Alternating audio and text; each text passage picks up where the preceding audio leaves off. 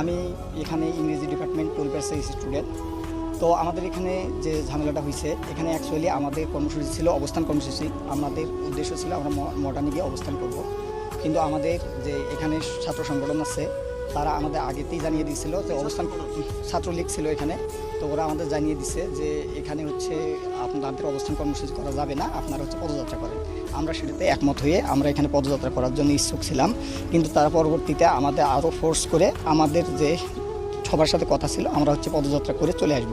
কিন্তু আমাদের যখন ক্যাম্পাসের গেটে যখন চলে গেছে, তখন ছাত্রলীগ সহ বাকি স্যাররা যারা আছে তারা আমাদের হচ্ছে বাধা প্রদান করছে। স্যাররা অ্যাকচুয়ালি যখন সামনে আছে তখন পিছন থেকে এবং তাদের যারা তৃতীয় পক্ষ ছিল তারা স্যারের উপর আক্রমণ করে সেই দায় আমাদের সাধারণ শিক্ষার্থীদের উপর চাপানোর চেষ্টা করছে। এই রকম যে আন্দোলন থাকে, সেই আন্দোলনগুলোতে বরাবরই তৃতীয় পক্ষ ঢুকে এবং সাধারণ শিক্ষার্থীদের উপর দায়